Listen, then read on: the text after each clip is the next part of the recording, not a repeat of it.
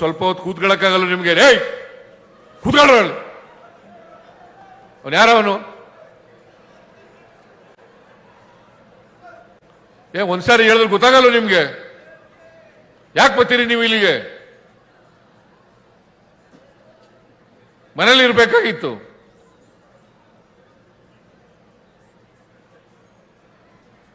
ಪೊಲೀಸ್ನವ್ರು ಅಲ್ಲಿ ಬಿಟ್ಬೇಡ್ರಿ, ಕಳಿಸ್ರಿ ಎಲ್ಲ.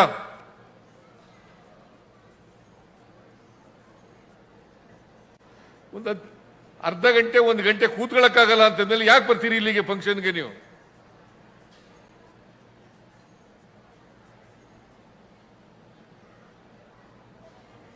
ಈ ವರ್ಷದ ದಸರಾ ಮಹೋತ್ಸವವನ್ನು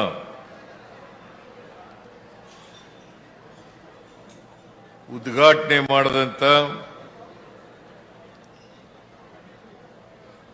ಬೂಕರ್ ಪ್ರಶಸ್ತಿ ವಿಜೇತರಾದಂಥ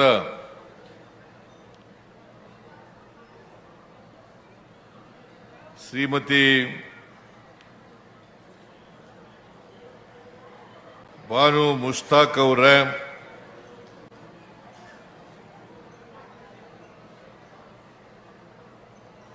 ಮೈಸೂರು ಜಿಲ್ಲಾ ಉಸ್ತುವಾರಿ ಸಚಿವರು, ಸಮಾಜ ಕಲ್ಯಾಣ ಇಲಾಖೆ ಸಚಿವರು ಆದಂಥ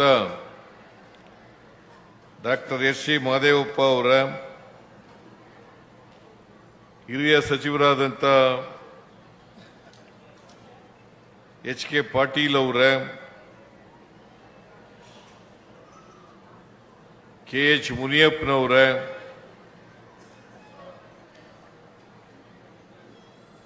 ಶ್ರೀ ವೆಂಕಟೇಶ್ ಅವರ,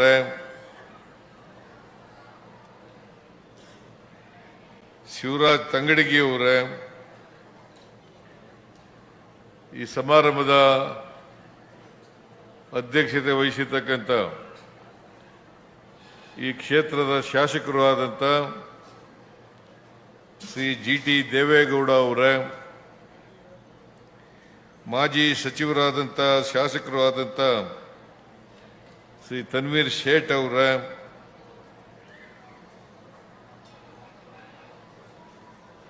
ಶಾಸಕರಾದಂಥ ಅನಿಲ್ ಚಿಕ್ಮಾದು ಅವರ, ಶ್ರೀ ಹರೀಶ್ ಗೌಡ ಅವರ, ಶ್ರೀ ಎ. ಕೃಷ್ಣಮೂರ್ತಿ ಅವರ, ಶ್ರೀ ವತ್ಸ ಅವರ,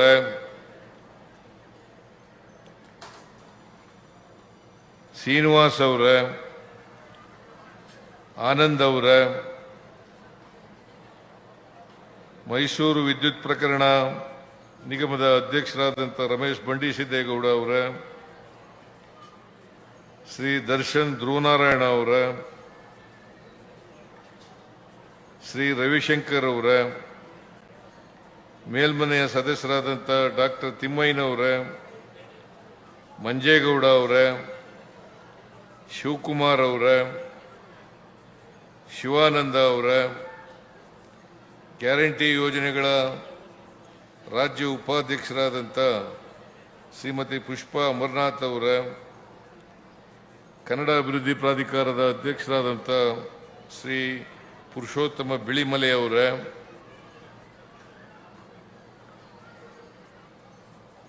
ವಸ್ತು ಪ್ರದರ್ಶನ ಪ್ರಾಧಿಕಾರದ ಅಧ್ಯಕ್ಷರಾದಂಥ ಅಯ್ಯೂಬ್ ಖಾನ್ ಅವರ, ಕಾಡಾ ಅಧ್ಯಕ್ಷರಾದಂಥ ಮರುಸ್ವಾಮಿ ಅವರ, ಕನ್ನಡ ಪುಸ್ತಕ ಪ್ರಾಧಿಕಾರದ ಅಧ್ಯಕ್ಷರಾದಂಥ ಶ್ರೀ ಮಾನಸ ಅವರ, ವೇದಿಕೆ ಮೇಲಿರ್ತಕ್ಕಂಥ ಎಲ್ಲ ಆಹ್ವಾನಿತ ಗಣ್ಯರೇ, ಅಧಿಕಾರಿ ಸ್ನೇಹಿತರೆ, ಈ ಕಾರ್ಯಕ್ರಮದಲ್ಲಿ ಭಾಗವಹಿಸಿರ್ತಕ್ಕಂಥ ಶ್ರೀಮತಿ ಬಾನು ಮುಸ್ತಾಕ್ ಅವರ ಕುಟುಂಬದ ಎಲ್ಲ ಸದಸ್ಯರುಗಳೇ, ಇತರ ಎಲ್ಲ ಆತ್ಮೀಯ ಬಂಧುಗಳೇ, ತಾಯಂದಿರೇ, ಮಾಧ್ಯಮದ ಸ್ನೇಹಿತರೆ, ಇನ್ನೊಂದು ಸ್ವಲ್ಪ ಹೊತ್ತು ಕೂತ್ಕೊಳ್ಳಕ್ಕಾಗಲ್ಲ ನಿಮ್ಗೆ? ರೇ ಕೂತ್ಕೊಳ್ಳ, ಅವನು ಯಾರವನು? ಒಂದ್ಸಾರಿ ಹೇಳಿದ್ರೆ ಗೊತ್ತಾಗಲ್ಲ ನಿಮ್ಗೆ? ಯಾಕೆ ಬರ್ತೀರಿ ನೀವು ಇಲ್ಲಿಗೆ? ಮನೇಲಿ ಇರ್ಬೇಕಾಗಿತ್ತು.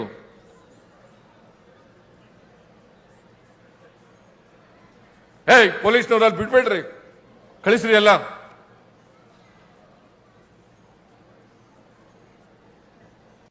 ಒಂದು ಅರ್ಧ ಗಂಟೆ 1 ಗಂಟೆ ಕೂತ್ಕೊಳ್ಳಕ್ಕಾಗಲ್ಲ ಅಂತಂದ್ರೆ ಯಾಕೆ ಬರ್ತೀರಿ ಇಲ್ಲಿಗೆ ಫಂಕ್ಷನ್ಗೆ ನೀವು?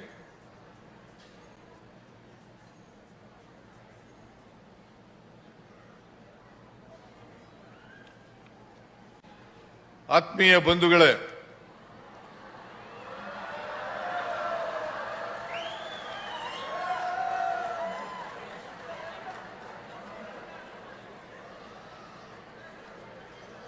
ಈ ವರ್ಷದ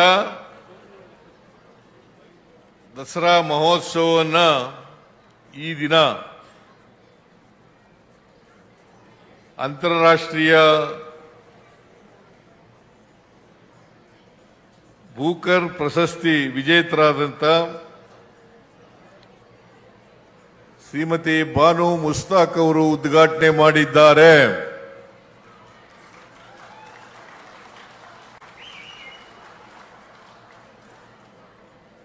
ಈಗಾಗಲೇ ಮಾದೇವಪ್ಪನವರು, GT ದೇವೇಗೌಡರು ಬಾನು ಮುಸ್ತಾಕ್ ಅವರನ್ನ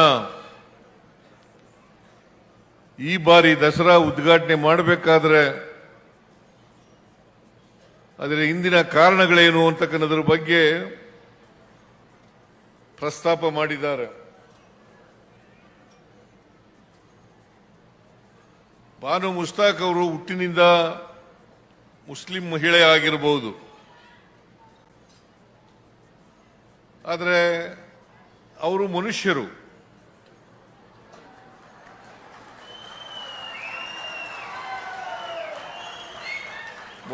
ಮನುಷ್ಯರನ್ನ ಪ್ರೀತಿಸಬೇಕೆ ಹೊರತು ಧರ್ಮದ ಆಧಾರದ ಮೇಲೆ, ಜಾತಿಯ ಆಧಾರದ ಮೇಲೆ ದ್ವೇಷಿಸಬಾರದು.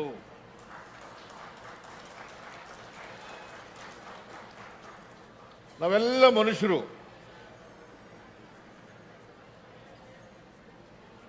ನಾವು ಪರಸ್ಪರ ಪ್ರೀತಿಯಿಂದ ಇರಬೇಕು ಹೊರತು ಪರಸ್ಪರ ದ್ವೇಷದಿಂದ ಇರಬಾರದು.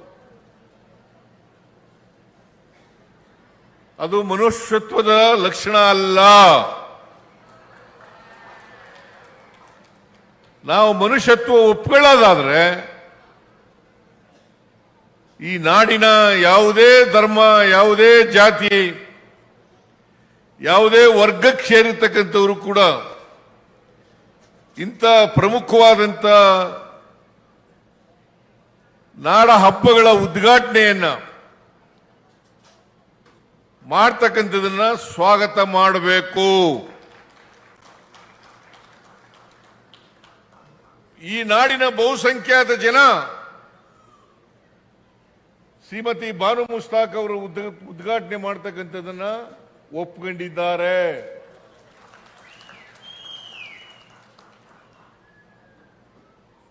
ಈಗಾಗಲೇ ಮಾದೇವಪ್ಪನವರು ಹೇಳಿದ್ರು ಹೇಗೆ ದಸರಾ ಮೈಸೂರಿನಲ್ಲಿ ಪ್ರಾರಂಭ ಆಯಿತು ಅನ್ನೋದ್ರ ಬಗ್ಗೆ ಪ್ರಸ್ತಾಪ ಮಾಡಿದ್ದಾರೆ.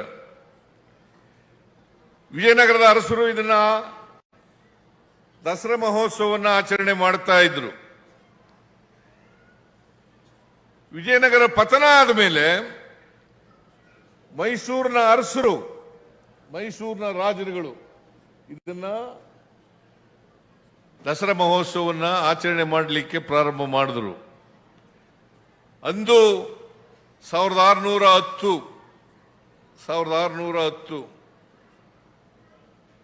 ಅಂದಿನ ರಾಜರಾಗಿದ್ದಂಥ ರಾಜ ಒಡೆಯರ್ ಅವರು ಶ್ರೀರಂಗಪಟ್ಟಣದಲ್ಲಿ ಪ್ರಾರಂಭ ಮಾಡಿದ್ರು. ಅದಾದ್ಮೇಲೆ ಯಾರು ಮಾಡಿದ್ರು ಅನ್ನೋದ್ರ ಬಗ್ಗೆ ಎಲ್ಲ ಪ್ರಸ್ತಾಪ ಮಾಡಿದ್ದಾರೆ.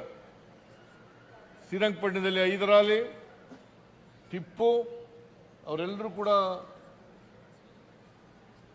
ದಸರಾ ಮಹೋತ್ಸವವನ್ನು ಆಚರಣೆ ಮಾಡ್ತಾ ಇದ್ರು. ಇದರ ಇತಿಹಾಸ ಗೊತ್ತಿರಬೇಕು. ಬಾಬಾ ಸಾಹೇಬ್ ಅಂಬೇಡ್ಕರ್ ಅವರು ಹೇಳ್ತಾ ಇದ್ರು, ಯಾರಿಗೆ ಇತಿಹಾಸ ಗೊತ್ತಿರಲ್ಲ ಅವ್ರು ಯಾರು ಕೂಡ ಭವಿಷ್ಯವನ್ನು ನಿರ್ಮಾಣ ಮಾಡಲಿಕ್ಕೆ ಸಾಧ್ಯ ಇಲ್ಲ. ಪ್ರತಿಯೊಬ್ಬರು ಕೂಡ ಇತಿಹಾಸ ತಿಳ್ಕೋಬೇಕು. ಅದಕ್ಕೋಸ್ಕರನೇ ಸಂವಿಧಾನ ತಿಳ್ಕೊಳ್ಳಿ ಅಂತಕ್ಕಂಥ ಕಾರಣದಿಂದ ನಾನು ಮತ್ತು ಎಸ್ ಸಿ ಮಹದೇವಪ್ಪ ಮಾತಾಡ್ಕೊಂಡು ಶಾಲಾ ಕಾಲೇಜುಗಳಲ್ಲೂ ಕೂಡ ಸಂವಿಧಾನದ ಪೀಠಿಕೆಯನ್ನ ಓದಬೇಕು. ಈಗ ನಿಮ್ಮ ಹಕ್ಕುಗಳು ಗೊತ್ತಾಗಬೇಕಲ್ಲ, ಹಕ್ಕುಗಳು ಗೊತ್ತಿದ್ರೆ ತಾನೇ ಅವನ್ನ ರಕ್ಷಣೆ ಮಾಡ್ಕೊಳ್ಳಿಕ್ಕೆ ಸಾಧ್ಯ ಆಗ್ತಕ್ಕಂಥದ್ದು. ನಿಮ್ಮ ಹಕ್ಕುಗಳು ಗೊತ್ತಾಗಬೇಕು, ನಿಮ್ಮ ಜವಾಬ್ದಾರಿಗಳು ಕೂಡ ಗೊತ್ತಾಗಬೇಕು. ಹಕ್ಕುಗಳು ಜವಾಬ್ದಾರಿಗಳು ಜೊತೆನಲ್ಲೇ ಹೋಗೋದು ಯಾವಾಗಲೂ ಕೂಡ. ಬರೀ ಹಕ್ಕುಗಳಿರಲ್ಲ, ಜವಾಬ್ದಾರಿಗಳು ಕೂಡ ಇರ್ತವೆ. ಆದ್ರಿಂದ ನಾವು ಮುಂದಿನ ಪೀಳಿಗೆ ಸರಿಯಾದ ರೀತಿಯಲ್ಲಿ ಅರ್ಥ ಮಾಡ್ಕೋಬೇಕಾದ್ರೆ, ವ್ಯವಸ್ಥೆಯನ್ನು ಅರ್ಥ ಮಾಡ್ಕೋಬೇಕಾದ್ರೆ, ಸಮಾಜವನ್ನು ಅರ್ಥ ಮಾಡ್ಕೋಬೇಕಾದ್ರೆ ನಾವು ಅವರನ್ನು ದಾರಿ ತಪ್ಪಿಸ್ತಕ್ಕಂಥ ಕೆಲಸವನ್ನ ಮಾಡಬಾರದು. ಇತಿಹಾಸವನ್ನ ತಿರುಚಿ ಸ್ವಾರ್ಥಕ್ಕೋಸ್ಕರ, ರಾಜಕೀಯಕ್ಕೋಸ್ಕರ ಮಾಡ್ತಕ್ಕಂಥದ್ದಿದೆಯಲ್ಲ, ಅದು ಅಕ್ಷಮ್ಯ ಅಪರಾಧ ಅಂತಕ್ಕಂಥ ಮಾತುಗಳನ್ನ ಹೇಳಲಿಕ್ಕೆ ಬಯಸ್ತಾ ಇದ್ದೇನೆ. ಯಾರೇ ಆಗಲಿ ರಾಜಕೀಯಕ್ಕೋಸ್ಕರ ಬಳಸಬಾರದು. ರಾಜಕೀಯ ಮಾಡೋದಾದ್ರೆ ಖುಲ್ಲಾ ಇದೆ ಸಮಾಜದಲ್ಲಿ, ಮಾಡೋಣ. ಚುನಾವಣಾ ಸಂದರ್ಭದಲ್ಲಿ ಮಾಡೋಣ, ರಾಜಕೀಯ ಮಾಡೋಣ. ಏಯ್ ಸುಮ್ಮನೆ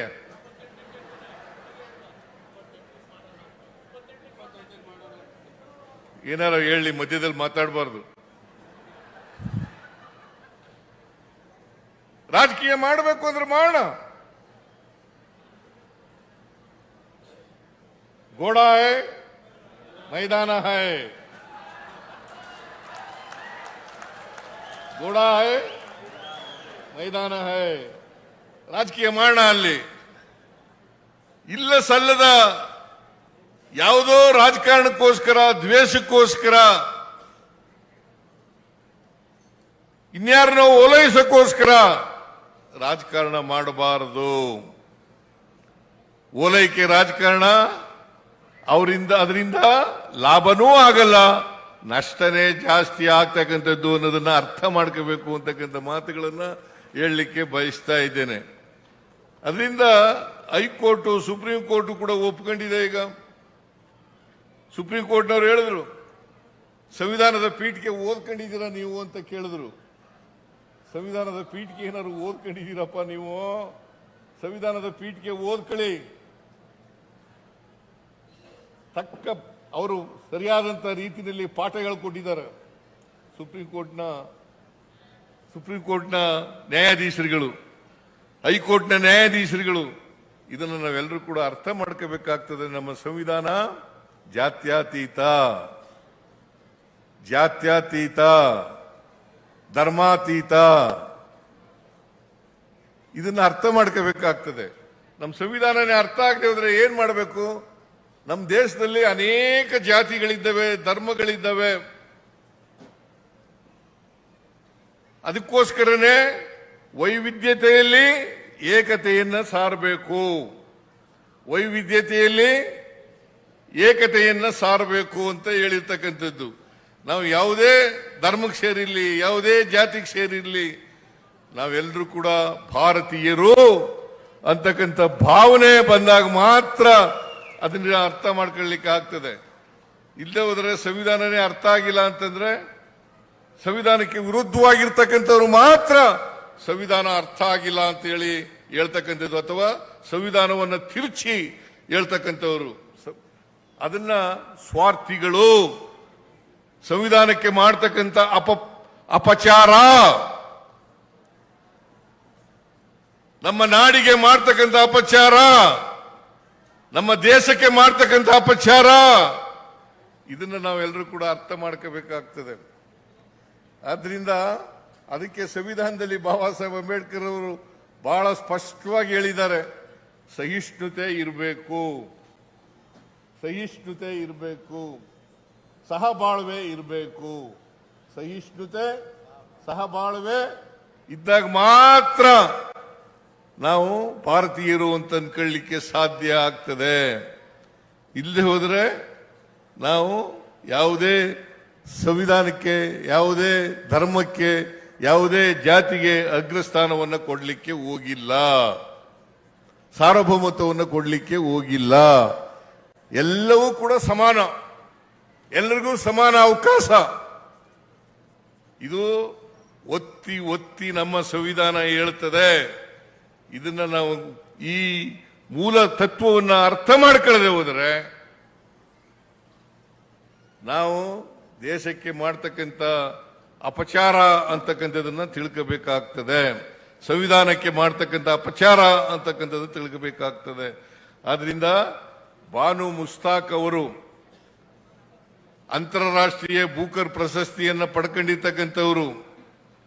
ಅವರು ಈ ಸಾರಿ ದಸರಾ ಉದ್ಘಾಟನೆ ಮಾಡಿರ್ತಕ್ಕಂಥದ್ದು ಸರಿಯಾಗಿದೆ. ಕನ್ನಡ ನಾಡಿಗೆ ಗೌರವವನ್ನು ತರ್ತಕ್ಕಂಥ ಕೆಲಸ ಆಗಿದೆ ಅಂತಕ್ಕಂಥ ಮಾತುಗಳನ್ನು ಹೇಳಲಿಕ್ಕೆ ಬಯಸ್ತಾ ಇದ್ದೇನೆ. ಹಾಗಾಗಿ ನಾನು ಬಾನು ಮುಸ್ತಾಕ್ ಅವರಿಗೆ ಕವಿಯತ್ರಿ, ಸಾಹಿತಿ, ಹೋರಾಟಗಾರ್ತಿ, ಬೂಕರ್ ಪ್ರಶಸ್ತಿ ವಿಜೇತೆ ಶ್ರೀಮತಿ ಬಾನು ಮುಸ್ತಾಕ್ ಅವರಿಗೆ ಸರ್ಕಾರದ ವತಿಯಿಂದ, ನನ್ನ ವತಿಯಿಂದ, ಇಡೀ ಮೈಸೂರು ಜಿಲ್ಲೆಯ ನಾಡಿನ ವತಿಯಿಂದ ನಿಮಗೆ ಅಭಿನಂದನೆಗಳನ್ನು ಸಲ್ಲಿಸಲಿಕ್ಕೆ ಬಯಸ್ತಾ ಇದ್ದೇನೆ.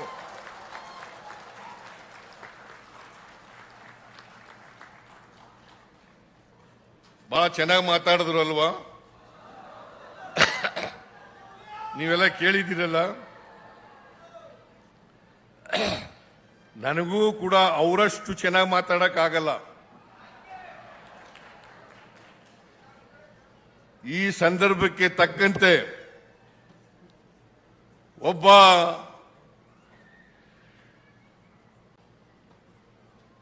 ಕವಿಯತ್ರಿಯಾಗಿ, ಸಾಹಿತಿಯಾಗಿ, ಉದ್ಘಾಟಕರಾಗಿ ಬಹಳ ಅರ್ಥಗರ್ಭಿತವಾಗಿ ಮಾತಾಡಿದ್ದಾರೆ. ಬಹುಶಃ ಈ ನಾಡಿನ ಜನತೆ ನೀವೆಲ್ಲ ಕೂಡ ಅರ್ಥ ಮಾಡ್ಕೊಂಡಿದ್ದೀರಿ ಅಂತಕ್ಕಂಥದ್ದು. ಬಹುಶಃ ಯಾರು ಇವರನ್ನ ವಿರೋಧ ಮಾಡ್ತಾ ಇದ್ರು ಅವ್ರಿಗೂ ಕೂಡ ಕಣ್ತರಿಸ್ತಕ್ಕಂಥ ರೀತಿಯಲ್ಲಿ ಇದೆ ಅಂತಕ್ಕಂಥ ಮಾತುಗಳನ್ನು ಹೇಳಲಿಕ್ಕೆ ಬಯಸ್ತಾ ಇದ್ದೇನೆ. ಅದರಿಂದ ನಾನು ಹೆಚ್ಚು ಮಾತಾಡ್ಲಿಕ್ಕೆ ಹೋಗಲ್ಲ ಬಾನು ಮುಸ್ತಾಕ್ ಅವ್ರ ಬಗ್ಗೆ. ಬಾನು ಮುಸ್ತಾಕ್ ಅವರು ಹಾಸನದವರು, ಮೈಸೂರಿಗೆ ಅನೇಕ ಸಾರಿ ಬಂದಿದ್ದಾರೆ. ಮೈಸೂರಿನಲ್ಲೂ ಕೂಡ ಅನೇಕ ಸಂದರ್ಭಗಳಲ್ಲಿ ಸಭೆಗಳಲ್ಲಿ, ಸಮಾರಂಭಗಳಲ್ಲಿ ಭಾಗವಹಿಸಿದ್ದಾರೆ, ಮಾತನಾಡಿದ್ದಾರೆ. ಅವರು ಭಾಷಣ ಕೇಳಿದ್ದೀವಿ. ಅವರು ರೈತರ ಸಂಘಟನೆಯಲ್ಲಿ ಭಾಗವಹಿಸಿದ್ರು, ದಲಿತ ಸಂಘಟನೆಗಳಲ್ಲಿ ಭಾಗವಹಿಸಿದ್ರು. ಅವರು ಹೋರಾಟದಲ್ಲಿ ಮುಂಚೂಣಿಗಳಲ್ಲಿದ್ದರು. ಬರೀ ಹಾಸನ ಒಂದೇ ಅಲ್ಲ, ಈ ರಾಜ್ಯದ ತುಂಬೆಲ್ಲ ಅವರು ಹೋರಾಟಗಳಲ್ಲಿ ಭಾಗವಹಿಸಿದ್ರು ಅಂತಕ್ಕಂಥದ್ದನ್ನು ನಾವು ಅರ್ಥ ಮಾಡ್ಕೋಬೇಕಾಗ್ತದೆ. ಅವರು ಬಹಳ ಜನಪ್ರಿಯ ಸಾಹಿತಿ, ಹೋರಾಟಗಾರ್ತಿ, ಅದಕ್ಕಿಂತ ಬಹಳ ಮುಖ್ಯವಾಗಿ ಕನ್ನಡದ ಸಾಹಿತಿ. ಒಬ್ಬ ಮುಸ್ಲಿಂ ಮಹಿಳೆಯಾದರೂ ಕೂಡ ಕನ್ನಡದ ಸಾಹಿತಿ, ಕನ್ನಡದ ಲೇಖಕಿ, ಕನ್ನಡದ ಹೋರಾಟಗಳಲ್ಲಿ ಭಾಗವಹಿಸಿರ್ತಕ್ಕಂಥದ್ದು. ಅದರಿಂದ ನಾವು ಇದನ್ನು ಅರ್ಥ ಮಾಡ್ಕೋಬೇಕಾಗ್ತದೆ. ಒಬ್ಬ ಮುಸ್ಲಿಂ ಮಹಿಳೆ ಕನ್ನಡದ ಲೇಖಕಿಯಾಗಿ ಕರ್ನಾಟಕಕ್ಕೆ ಗೌರವ ತಂದುಕೊಟ್ಟಿದ್ದಾರಲ್ಲ, ಅವರ ಪುಸ್ತಕ ಇದೆಯಲ್ಲ, ಎಂಥದ್ದು, ಹೃದಯ, ದೀಪಾ ಬಾಸ್ತಿಯವರು ಇಂಗ್ಲಿಷ್ಗೆ ತರ್ಜುಮೆ ಮಾಡಿದ್ದಾರೆ. ದೀಪಾ ಬಾಸ್ತಿಯವರು ಕೊಡಗಿನವರು. ಅವ್ರಿಗೆ ಬಾಸ್ತಿಯವರಿಗೆ ಮತ್ತೆ ಬಾನು ಮುಸ್ತಾಕ್ ಅವರಿಗೆ ಇಬ್ಬರಿಗೂ ಕರೆದು ಸರ್ಕಾರದ ವತಿಯಿಂದ ಗೌರವ ಸಲ್ಲಿಸ್ತಕ್ಕಂಥ ಕೆಲಸವನ್ನ ಮಾಡಿದ್ದೇವೆ.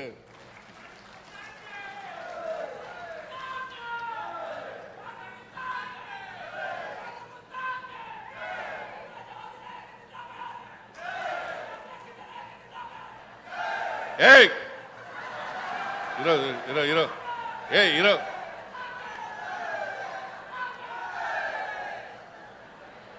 ವಿಜೃಂಭಣೆಯಿಂದ ಸಡಗರದಿಂದ ಸರ್ಕಾರ ಆಚರಣೆ ಮಾಡ್ತಾ ಇದೆ ಅಂತಕ್ಕಂಥ ಮಾತುಗಳನ್ನು ಹೇಳಲಿಕ್ಕೆ ಬಯಸ್ತಾ ಇದ್ದೇನೆ. ಈ ಸಾರಿ ಒಳ್ಳೆ ಮಳೆ ಆಗಿದೆ. ಕಳೆದ ವರ್ಷನೂ ಒಳ್ಳೆ ಮಳೆ ಆಗಿತ್ತು, ಈ ವರ್ಷನೂ ಒಳ್ಳೆ ಮಳೆ ಆಗಿದೆ. ಕೆರೆ ಕಟ್ಟೆಗಳೆಲ್ಲ ತುಂಬಿದವೆ, ಜಲಾಶಯಗಳೆಲ್ಲ ತುಂಬಿದವೆ. ಜನರ ಮುಖದಲ್ಲಿ ಮಂದಹಾಸ ಇದೆ. ಇದೆಯಾ ಇಲ್ಲ? ಜನರ ಮುಖದಲ್ಲಿ ಮಂದಹಾಸ ಇದೆ.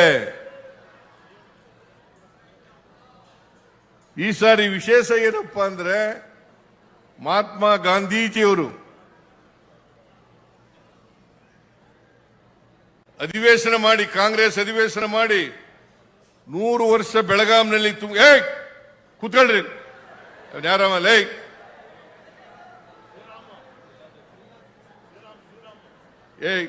ತಲೆ ಮರೆಸ್ಕೊಂಡು ಹೋಯ್ತಾ ಇದೆಯಾ? ಕೂತ್ಕೊಳ್ಳಿ.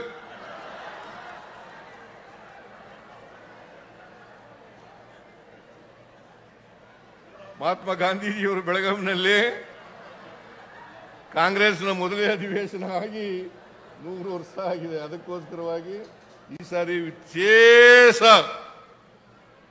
ಜಂಬೂ ಸವಾರಿನಲ್ಲಿ ವಿಶೇಷವಾದ ಮೆರುಗನ್ನ ಕೊಡ್ತಕ್ಕಂಥ ಕೆಲಸವನ್ನ ಮಾಡ್ತೇವೆ ಅಂತಕ್ಕಂಥ ಮಾತುಗಳನ್ನು ಕೂಡ ಹೇಳಲಿಕ್ಕೆ ಬಯಸ್ತಾ ಇದ್ದೇನೆ.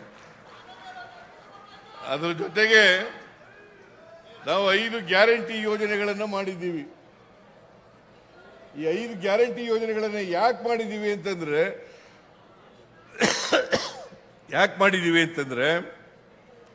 ಸಮಾಜದಲ್ಲಿ ಇನ್ನೂ ಕೂಡ ಸ್ವಾತಂತ್ರ್ಯ ಬಂದು 78 ವರ್ಷಗಳಾದರೂ ಕೂಡ ಅಸಮಾನತೆ ಇದೆ, ತಾರತಮ್ಯ ಇದೆ. ಈ ತಾರತಮ್ಯ ಅಸಮಾನತೆಯನ್ನು ಹೋಗಲಾಡಿಸ್ಲಿಕ್ಕೋಸ್ಕರ, ತೆಗೆದಾಕ್ಲಿಕ್ಕೋಸ್ಕರ ನಾವು ಈ 5 ಗ್ಯಾರಂಟಿ ಯೋಜನೆಗಳನ್ನು ಮಾಡ್ತಾ ಇದ್ದೀವಿ. ಇದು ಬೇರೆ ಉದ್ದೇಶದಿಂದ ರಾಜಕೀಯ ಲಾಭಕ್ಕೋಸ್ಕರ ಮಾಡ್ತಾ ಇಲ್ಲ. ರಾಜಕೀಯ ಲಾಭಕ್ಕೋಸ್ಕರ ಮಾಡ್ತಾ ಇದ್ರೆ ಎಲ್ಲ ಧರ್ಮದವರಿಗೆ, ಎಲ್ಲ ಜಾತಿಯವರಿಗೆ, ಎಲ್ಲ ಪಕ್ಷದವರಿಗೆ ಮಾಡಕ್ ಹೋಯ್ತಿರ್ಲಿಲ್ಲ. ಈಗ JDS ನ ಜನ ತಗೊಳ್ಳಲ್ವಾ? ಬಿಜೆಪಿ ಜನ ತಗೊಳ್ಳಲ್ವಾ ಏನ್ರಿ ಇವತ್ತು?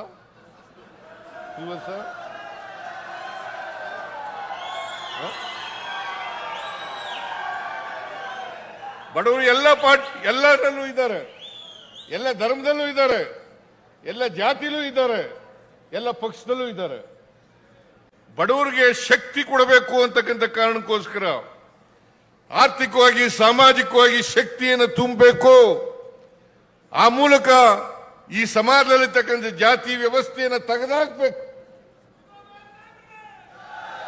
ಎಲ್ಲಿವರೆಗೆ ಜಾತಿ ವ್ಯವಸ್ಥೆ ಇರುತ್ತದೆ ಅಲ್ಲಿವರೆಗೆ ಅಸಮಾನತೆ, ದೌರ್ಜನ್ಯ ಮುಂದುವರಿಯುತ್ತದೆ. ದೌರ್ಜನ್ಯ ಹೋಗ್ಬೇಕಾದ್ರೆ, ಜಾತಿ ಹೋಗ್ಬೇಕಾದ್ರೆ, ಎಲ್ಲರೂ ಮುಖ್ಯವಾಹಿನಿ ಬರಬೇಕಾದ್ರೆ ಸಮಾನತೆ ಬಂದಾಗ ಮಾತ್ರ ಸಮಾಜವನ್ನು ನಿರ್ಮಾಣ ಮಾಡಲಿಕ್ಕೆ ಸಾಧ್ಯ ಆಗ್ತದೆ. ಇಲ್ಲಿವರೆಗೆ ಸಾಧ್ಯ ಆಗಲ್ಲ. ಅದನ್ನೇ ಬುದ್ಧ ಹೇಳಿರೋದು, ಅದನ್ನೇ ಬಸವಣ್ಣ ಹೇಳಿರೋದು, ಅದನ್ನೇ ಗಾಂಧೀಜಿ ಹೇಳಿರೋದು, ಅದನ್ನೇ ಅಂಬೇಡ್ಕರ್ ಅವರು ಹೇಳಿರ್ತಕ್ಕಂಥದ್ದು ಅಲ್ವಾ? ಅದನ್ನೇ ಎಲ್ಲ ಹೇಳಿರೋದು.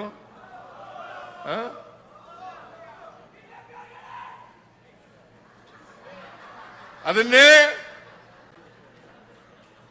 KV ಪುಟ್ಟಪ್ಪನವರು ಹೇಳಿರೋದು, ಕುವೆಂಪು ಅವರು ಹೇಳಿರ್ತಕ್ಕಂಥದ್ದು.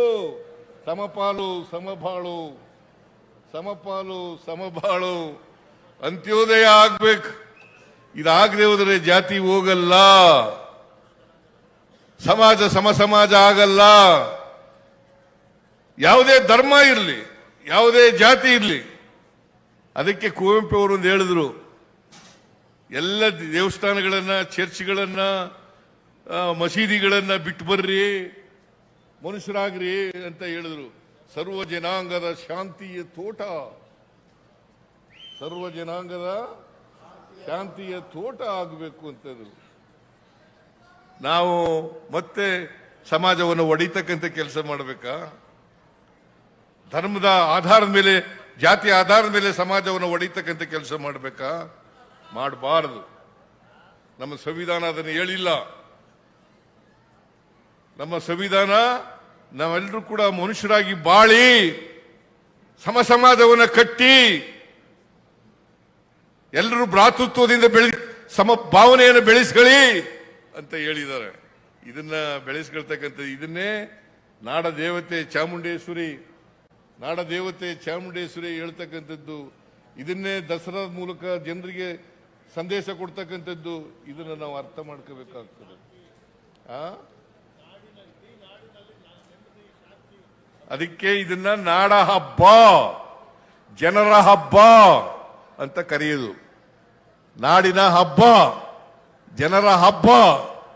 ಇದು ಒಂದು ಧರ್ಮದ ಜನರ ಹಬ್ಬ ಅಲ್ಲ, ಒಂದು ಜಾತಿಯವರ ಹಬ್ಬ ಅಲ್ಲ, ಎಲ್ಲ ಧರ್ಮಗಳ ಎಲ್ಲ ಜಾತಿಗಳ ಹಬ್ಬ. ಅದಕ್ಕೆ ಇದನ್ನು ಜಗದ್ವಿಖ್ಯಾತ ದಸರಾ ಅಂತ ಕರೆಯೋದು. ಜಗದ್ವಿಖ್ಯಾತ ದಸರಾ ಅಂತ ಕರೆಯೋದು. ನಾವು ಈ 5 ಗ್ಯಾರಂಟಿ ಯೋಜನೆಗಳಿಗೆ ಇಲ್ಲಿವರೆಗೆ ಅದನ್ನು ಕೂಡ ಕೊಂಕು ಮಾತುಗಳಾಡಿದ್ರು. ಸಿದ್ದರಾಮಯ್ಯನವರು ಈ ಗ್ಯಾರಂಟಿ ಯೋಜನೆಗಳನ್ನ ಮುಂದುವರಿಸಕ್ಕಾಗಲ್ಲ, ಮಾಡಿದ್ರೆ ಕರ್ನಾಟಕ ಸರ್ಕಾರ ದಿವಾಳಿ ಆಗಿಬಿಡ್ತದೆ. ನಾವು ಇಲ್ಲಿವರೆಗೆ ಸುಮಾರು 1 ಲಕ್ಷ ಕೋಟಿ ರೂಪಾಯಿಗಳನ್ನ ಗ್ಯಾರಂಟಿ ಯೋಜನೆಗಳಿಗೆ ಖರ್ಚು ಮಾಡಿದ್ದೀವಿ. 1 ಲಕ್ಷ ಕೋಟಿ. ರಾಜ್ಯ ದಿವಾಳಿ ಆಗಿದೆಯಾ? ದಿವಾಳಿ ಆಗಿದೆಯಾ? ಪ್ರತಿ ವರ್ಷ 50ರಿಂದ 55 ಸಾವಿರ ಕೋಟಿ ರೂಪಾಯಿಗಳನ್ನ ಇದಕ್ಕೆ ಖರ್ಚು ಮಾಡ್ತಾ ಇದ್ದೀವಿ.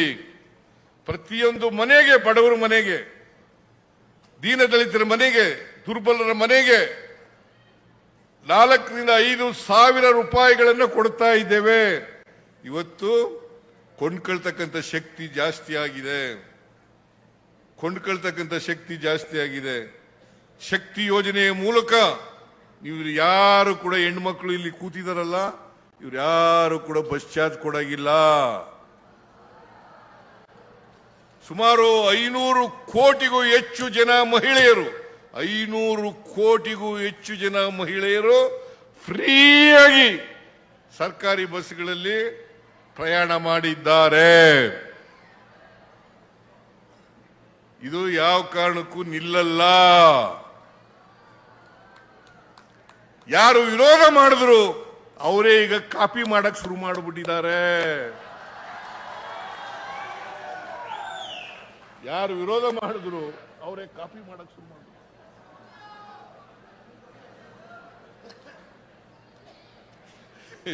ಈ ನೋಡಿ, ವಿರೋಧ ಮಾಡೋದು ಒಂದು ಕಾಲ, ಕಾಪಿ ಮಾಡೋದು ಇನ್ನೊಂದು ಕಾಲ.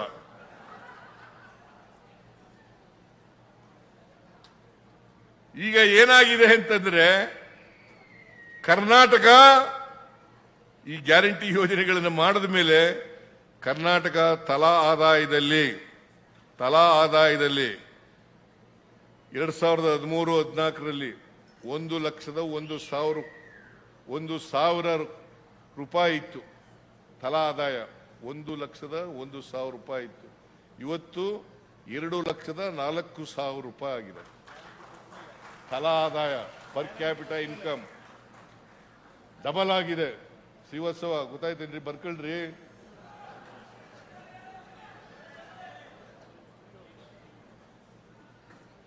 Karnataka number 1 in the country. ತಲಾ ಆದಾಯದಲ್ಲಿ ನಂಬರ್ 1. ಇದರಿಂದ ಮಹಿಳೆಯರ ಉದ್ಯೋಗದ, ಅದರಿಂದ ಕರ್ನಾಟಕ ಸರ್ಕಾರ ಜಾತ್ಯತೀತ ತತ್ವದಲ್ಲಿ ನಂಬಿಕೆ ಇಟ್ಟುಕೊಂಡಿದೆ.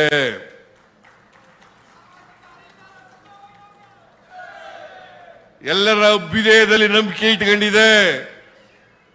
ಬಡವ ಬಲ್ಲಿದ ಮೇಲ್ಜಾತಿ ಕೆಳಜಾತಿ ಹೋಗ್ಬೇಕು, ಎಲ್ಲರೂ ಸಮಾನವಾಗಿ ಬದುಕಬೇಕು ಅನ್ನೋದ್ರಲ್ಲಿ ನಂಬಿಕೆ ಇಟ್ಕೊಂಡಿರ್ತಕ್ಕಂಥ ಸರ್ಕಾರ ಕಾಂಗ್ರೆಸ್ ಸರ್ಕಾರ. ನಮ್ಮ ಸರ್ಕಾರ ಅಂತಕ್ಕಂಥ ಮಾತು, ನಿಮ್ಮ ಸರ್ಕಾರ ಅಂತಕ್ಕಂಥ ಮಾತುಗಳನ್ನು ಹೇಳಲಿಕ್ಕೆ ಬಯಸ್ತಾ ಇದ್ದೇನೆ. ಅದರಿಂದ ನಾನು ಹೆಚ್ಚು ಮಾತಾಡ್ಲಿಕ್ಕೆ ಹೋಗಲ್ಲ. ಪಾಪ ಈಗಾಗಲೇ ಹೊರಟು ಬಿಟ್ಟಿದ್ರು ಎಲ್ಲ ಮಹಿಳೆಯರು, ಹೆಚ್ಚು ಮಾತಾಡಕ್ ಹೋಗಲ್ಲ. ಈ ಸಾರಿ ಬಾನು ಮುಸ್ತಾಕ್ ಅವರು ದಸರಾ ಉದ್ಘಾಟನೆಯನ್ನ ಬಹಳ ಅರ್ಥಗರ್ಭಿತವಾಗಿ ಮಾಡಿದ್ದಾರೆ. ನೀವೆಲ್ಲರೂ ಕೂಡ ಖುಷಿಯಾಗಿದ್ದೀರಿ. ಪಾಪ ಯಾರು ವಿರೋಧ ಮಾಡ್ತೀರಾ ಅವರು ಖುಷಿಯಾಗಿದ್ದಾರೆ ಮನಸ್ಸಿನಲ್ಲಿ ಅಂತ ಮಾತುಗಳನ್ನು ಹೇಳಲಿಕ್ಕೆ ಬಯಸ್ತಾರೆ. ಮನಸ್ಸಿನಲ್ಲಿ ಅವರು ಖುಷಿನೇ ಪಡೋದು. ಅದರಿಂದ ಸಂವಿಧಾನ ಯಾರು ಓದ್ಕೊಂಡಿದ್ದಾರೆ, ಯಾರು ಅರ್ಥ ಮಾಡ್ಕೊಂಡಿದ್ದಾರೆ, ಅವರೆಲ್ಲರೂ ಕೂಡ ಖುಷಿ ಪಡ್ತಾರೆ ಅಂತಕ್ಕಂಥ ಮಾತುಗಳನ್ನು ಹೇಳಿ, ಇನ್ನು 11 ದಿನ ನೀವೆಲ್ಲರೂ ಕೂಡ ದಸರಾ ಉತ್ಸವದಲ್ಲಿ ಭಾಗಿಯಾಗಿ ಸಡಗರದಿಂದ ಸಂಭ್ರಮದಿಂದ ಆಚರಿಸಿ ಅಂತಕ್ಕಂಥ ಮಾತುಗಳನ್ನು ಹೇಳ್ತಾ, ನಾಡಿನ ಎಲ್ಲ ಜನರಿಗೆ ದಸರಾ ಮಹೋತ್ಸವದ ಶುಭಾಶಯಗಳನ್ನು ಕೋರಿ ನನ್ನ ಮಾತುಗಳನ್ನು ಮುಗಿಸ್ತೇನೆ. ಜೈ ಹಿಂದ್, ಜೈ ಕರ್ನಾಟಕ, ಜೈ ಸಂವಿಧಾನ. ನಿಖರ ಸುದ್ದಿ, ಸದಭಿರುಚಿಯ ಕಾರ್ಯಕ್ರಮ. ನೀವು ನೋಡ್ತಾ ಇದ್ದೀರಾ ಕಹಳೆ ನ್ಯೂಸ್, ಸಮಾಜದ ಜಾಗೃತಿಗಾಗಿ ವಸ್ತುನಿಷ್ಠ ವರದಿ.